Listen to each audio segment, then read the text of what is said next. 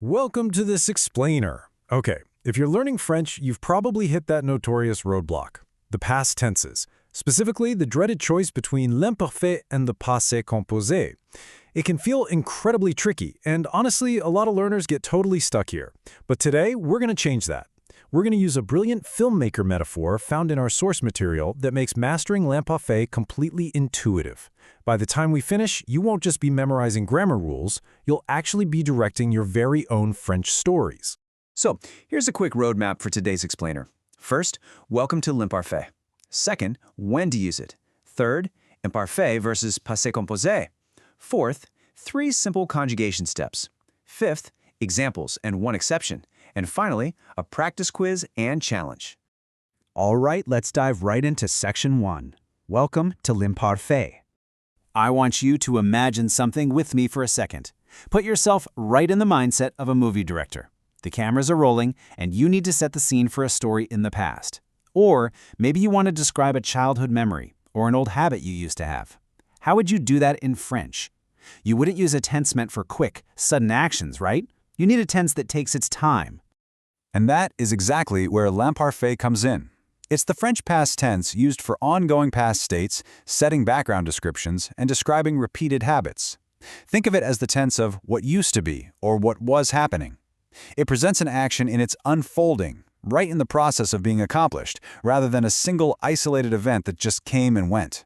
It is the continuous, flowing backdrop of your story. Okay, moving on to Section 2, when to use it. What's really interesting here is how our source material, Grammaire en dialogue, explicitly categorizes l'imparfait. The textbook actually breaks it down into habits or memories in the past, descriptions, and verbs of state, like thinking or hoping. This structure is absolutely fantastic because it completely removes the guesswork for us. Let's break down those triggers a bit further. First up, we have descriptions in the past. If you're talking about the weather, your age, or how you were feeling, you use l'imparfait. For example, il pleuvait, it was raining. Second, we have habits or repeated actions, things you used to do regularly. Like, quand j'étais jeune, je n'avais pas de voiture. When I was young, I didn't have a car. The key takeaway here is to look for trigger phrases. Expressions like tous les ans, meaning every year, or d'habitude, meaning usually, are massive clues that l'imparfait is the tense you need. Section 3. Imparfait versus passé composé, the ultimate showdown. Let's bring that filmmaker metaphor fully to life now. Imagine a movie screen. L'imparfait is your movie set. It paints the background scenery, the ongoing action, the weather, the overall mood. It's the canvas. Meanwhile, the passé composé is your main action. It's the sudden event, the interruption that bursts onto the screen and drives the plot forward. It is a single, completed event. This next sentence brilliantly illustrates that contrast. Je faisais mes courses au supermarché quand j'ai rencontré Benoît. I was doing my grocery shopping at the supermarket when I met Benoît. Grocery shopping was the continuous, ongoing background setting, so we use l'imparfait, je faisais. Meeting Benoît, on the other hand, was the sudden, specific event that interrupted that background, so we use passé composé, j'ai rencontré. It really is as visual as a movie scene, isn't it? All right, Section 4, 3 simple conjugation steps. Now, our source textbook provides a universal construction rule for l'imparfait. It's this reliable grammar hack that almost never fails. It applies to basically every single verb in the French language, seamlessly tying the present tense directly to this past tense. Let's see how this builds into a completely foolproof system. There are 3 simple, unchangeable cognitive steps that just eliminate the need for raw memorization. Step 1, take the new form, which means we, of your target verb in the present tense.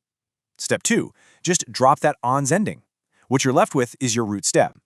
Step 3, simply attach the universal imparfait endings to that stem. Boom, that's it. And here are those universal endings. You might want to grab a screenshot of this. Listen to the rhythm as I read them out, and pay close attention to the pronunciation because the first 3 and the last one sound exactly the same. For je, it's e. For tu, it's s. For il, elle, or on, it's e. For nous, it's ion.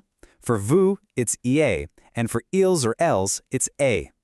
Notice how e, s, and a all share that exact same sound. It's so much easier than it looks. Section 5. Examples and 1 big exception. Let's test this out.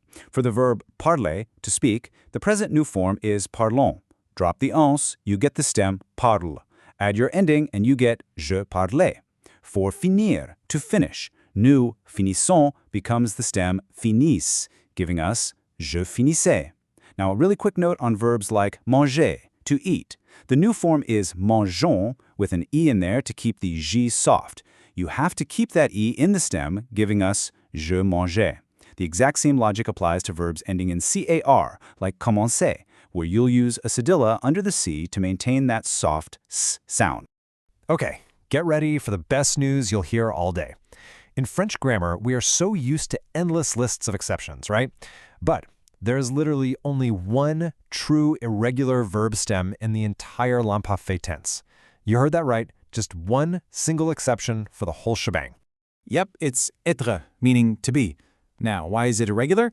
Well, if we try step 1, the new form in the present tense is nous sommes. There's no O and S to drop.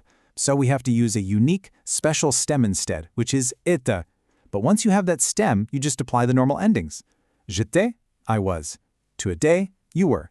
Il or elle était, he or she was. Nous étions, we were. Vous étiez, you were. Ils or elles étaient, they were. If you master this one verb, you have officially conquered the only irregularity.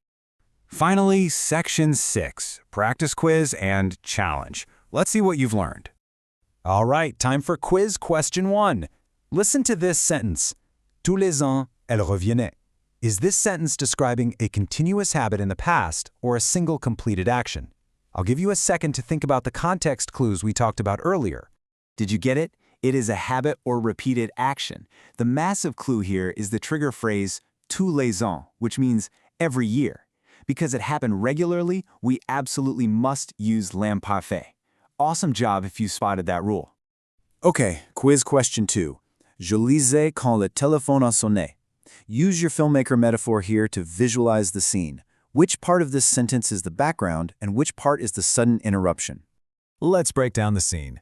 Je lisais is conjugated in l'imparfait, meaning I was reading. That is your continuous background action, the quiet movie set. Then, a sonner, which is passé composé, is the phone ringing. That's your sudden interruption. If you master this visual contrast, you are officially ready to tell your own stories in French. And that brings us to the end of our explainer. You now have the tools to construct and use the l'imparfait with total confidence. But remember, practice makes perfect. So I've got a challenge for you. I want you to write one single sentence in the comments below using l'imparfait to describe a habit you had as a child. Start with quand j'étais petit or quand j'étais petite and tell me what you used to do. Once you realize that speaking French is less about memorizing rules and more about deciding how you want to paint time itself, the entire language just opens up. So what are the stories from your past are just waiting to be told?